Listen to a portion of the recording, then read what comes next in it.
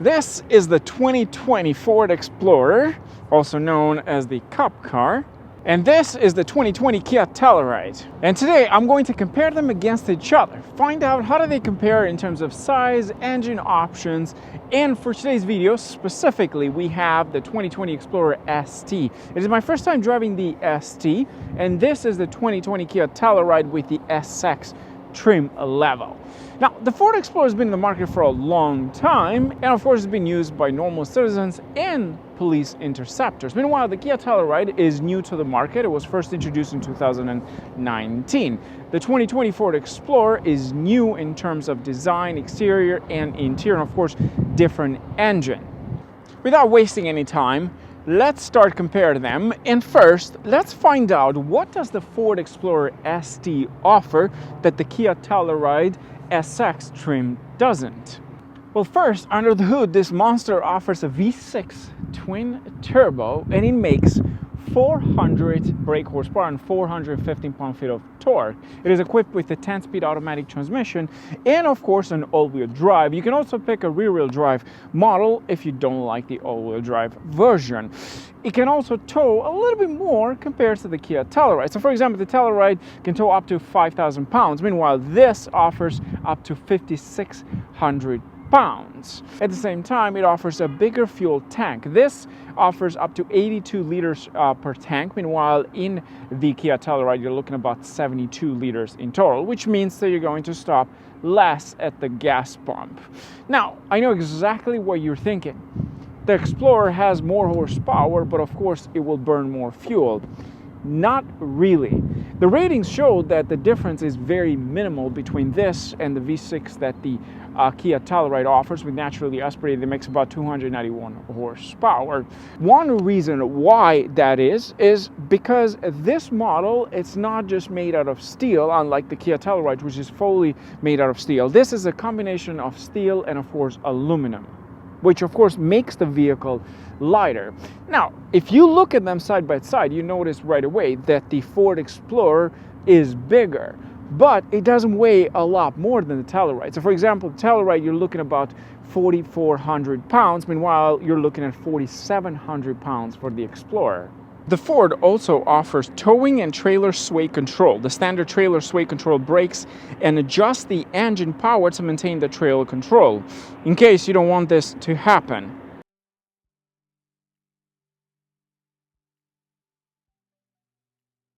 The Ford Explorer also offers a remote start from the key fob, something that the 2020 Telluride doesn't. But of course, you can download an app that you can connect through the car to your phone, and that way you can start it from your phone. But this is just more convenient. Another great feature that is used in Lincoln vehicles as well is actually the door panel that uses a password touchpad option. So for example, if you don't want to keep the key fob in your pockets, if you're going for a cycle, if you're going into the water, what you can do is just throw the key fob inside and lock the vehicle through the password that you have onto the side of the door. It appears when you touch it, and then it disappears once you enter the number. It's an easy access, and of course it offers the option to not carry the key around if you want to go into the water, for example. It also offers 14 speakers all around the vehicle. The Kia Telluride offers only up to 10. This is powered by a B&O system. Meanwhile, in the Kia Telluride, you're looking at the Carmen, which of course are not too far off from each other in terms of quality. At the same time, in the ST, you get two captain chairs and of course some space into the center. Meanwhile, into the climate unit, you only get the climate control and heated seats with the ST. In the Kia Telluride, you only get the climate control. You don't get any heated seats in the rear side. Also, in the Ford Explorer, you have a parking option where you push the button in here. With the push of a button, it will detect an appropriate parking spot and let you know when to stop and put the car in neutral. Once you're there, all you have to do is hold the active park assist button, which is located in the center, and the system does the rest for you. This feature also offers a park out assist with side sensing capability, so you can navigate out of the spot when someone is parked too close to you. A great feature from Ford. Also, the Ford offers the Alexa option, so it has a built-in option where you connect it to Alexa, and you can of course use it through the infotainment system, and you can do different commands.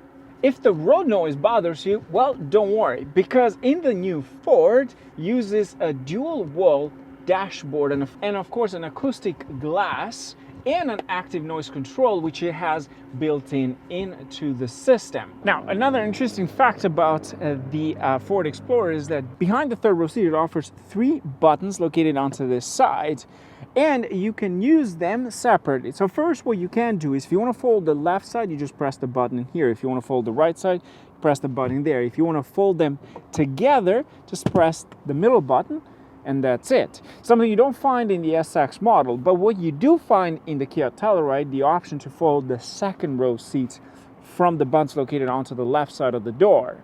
If your hands are busy and you cannot lock the vehicle, we don't have to worry about that. In the Ford, you have the option to either close the actual tailgate or lock the vehicle.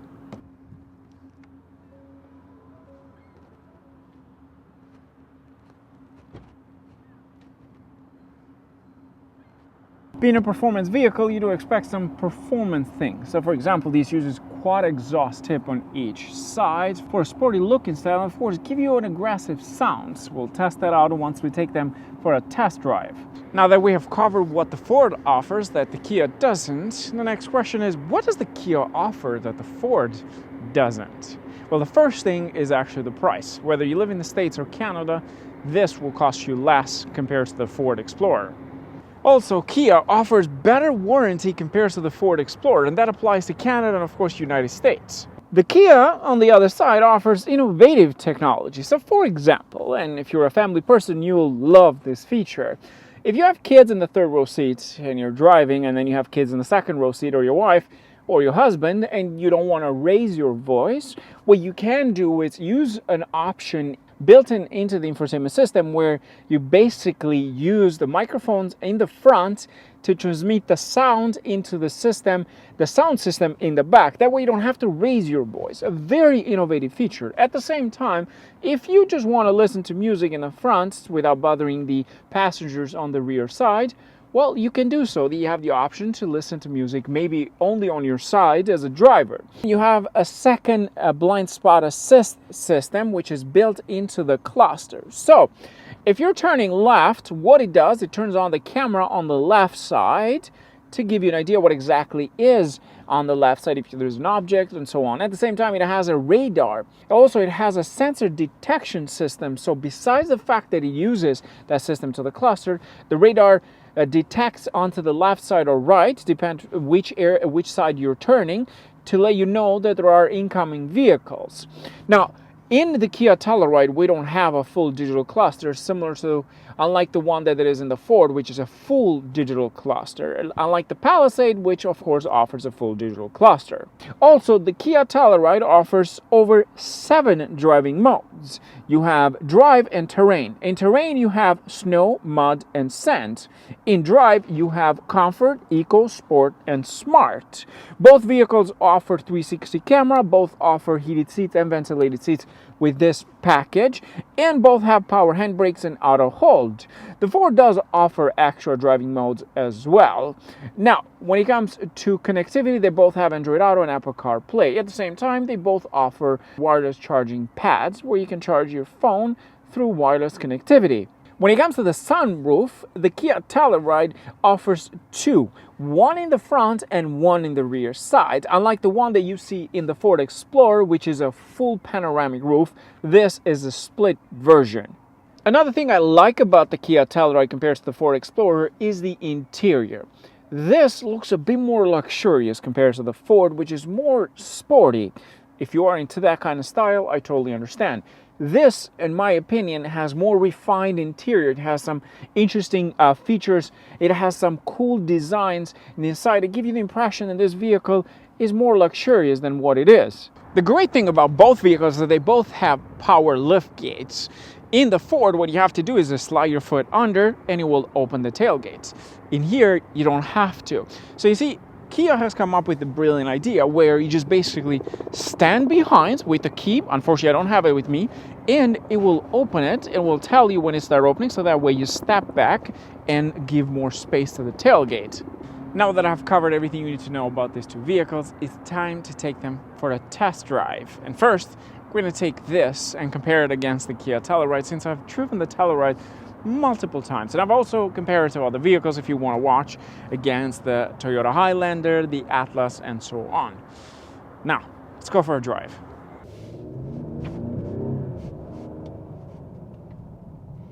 So, we are taking the Ford Explorer for a drive, the ST. Now this thing is powerful. I have driven the Standard, the Platinum, and the Limited. Amazing cars, full of technology. I've never driven this one, which makes 400 horsepower. Now, some people might say, why do you need so much horsepower? You don't have to use it all. You can just cruise. I have it in normal mode. It does a perfect job. And you can use it in eco mode and save some fuel. Now, that of course has to do how you drive. If you push it hard and so on. You don't have to use all 400 horsepower. They're not there just for you to use every single time, so you're gonna waste gas. Oh, gotta love this thing. The beautiful thing about this SUV is that even though it looks massive, it only weighs about 4,700 pounds. And it's because of that combination of steel and of course aluminum. So for example, the hood. I noticed that on the Kia, the Telluride, it's so much heavier because it's probably made out of steel. Meanwhile, in here, it's made of aluminum. One finger can lift the hood. That's how light it was. Very impressive. And at the same time, this car is very stable on the road. One reason could be because of that strut bar that you see in the engine, which is very good if you're going to corner performance vehicles.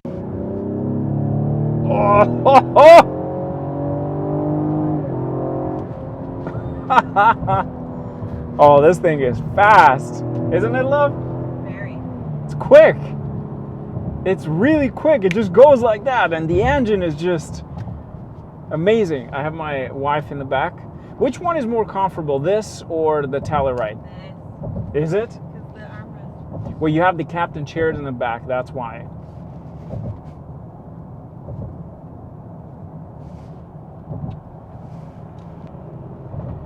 In sport mode, this thing really becomes a monster. What I want and would like Ford to do is make some sort of competitor to the BMW X5M. Bigger brakes, potentially better suspension system, more powerful engine. This would be a crazy seller. 7-seater, everything in it. It would definitely be an amazing seller. I wish this came with some sort of big brake kit, like a 4-piston in the front, not 6 or 8. Just 4 pistons will do the perfect job. Now, let's talk about space.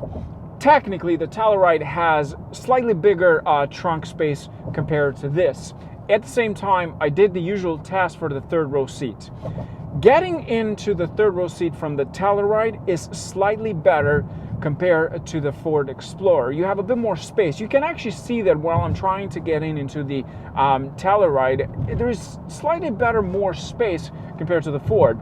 Now, where the Ford wins is actually the third row seat itself when you're sitting down. What they have done is that they sort of shaved the top side to give you more headroom. So when you get inside, you can see there's like almost a handful of space between my head and the roof itself. In the Telluride, it's a bit more tight. So that's one positive thing about the third row seat between the two of them. Now, when it comes to overall space into this area for the driver's side and the passenger to the front, this thing is better. There's so much leg room in here. You feel so comfortable. What I like about the Telluride is actually the seat itself, how it's positioned, and the height. In the Telluride, I can stretch my leg nice and comfortably, and it is very low to the base. Now, some people don't like that. I actually don't like sitting high. I'm tall, and I feel like my knees are always struggling. Especially for a long trip, I like to stretch them. The other thing is that this does offer massage seats compared to the Telluride, which doesn't. But the Telluride offers you a leg extension, something you don't get with the ST package.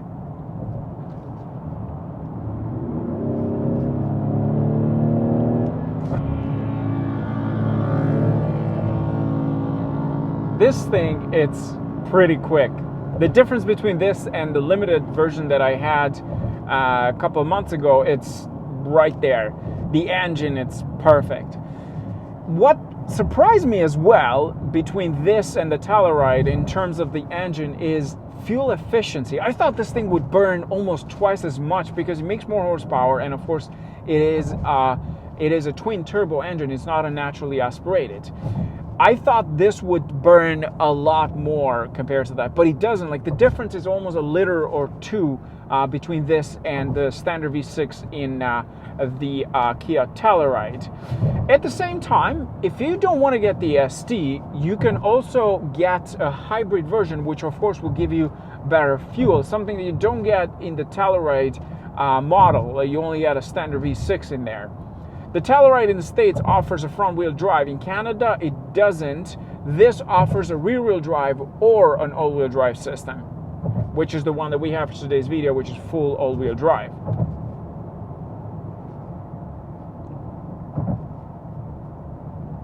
Now, what about visibility? In this, you feel like, let's say, inside a pickup truck, as if you're driving a pickup truck. It's pretty high. It's not as high as the Expedition, of course. It's not as big as the Expedition. The rear glass, it's slightly smaller in here compared to the Telluride. The Telluride is is slightly bigger, and you can see a little bit better. But where Ford wins is actually on the side mirrors. As you can see, the difference between the size of this and the one in the Kia Telluride, it's slightly bigger in here, which gives you better visibility. Now, in the Kia, of course, you get the second eye, I call it, the second eyes, which is the blind spot into the cluster, which helps you when you turn left or right. Another thing I absolutely love about this is the steering wheel. It is so grippy. They've used a flat button to give it that ST performance look, and of course ST badges all over this thing. You have it in the steering wheel, have it on the side, in the back, in the front, and so on. Is it worth the ST badge? Maybe. I think Ford could have done a lot better with this car. They could have given a little bit more of that ST performance, a bit more brakes, I'd say. Now, to end this video, which one would I buy? I will say, because of that performance that the Ford gives you, I will say the Ford Explorer for me would do it. If fuel efficiency, it's not far off. It always has to do about how you drive. It's never about the car. It's mostly how you drive. Now, if a car is a V8 versus a 4-cylinder, of course the difference is going to be there. I like this. I like how it looks. I like how it drives. I like the technology. There's not a massive difference when it comes to technology between this and the Kia Telluride. They both offer little features here and there. They have those special tech features that make them different. Now, of course, the Kia Telluride has some extra ones that you might like. I personally like this, but of course, it's going to cost you more than the Kia Telluride. With that in mind, thanks for watching. As always, don't forget to subscribe and like, and follow me on Instagram or Facebook to find out the upcoming videos. I will compare this versus a Honda Pilot as well and find out how do they compare head to head. That was it for today. Thanks for watching. Cheers.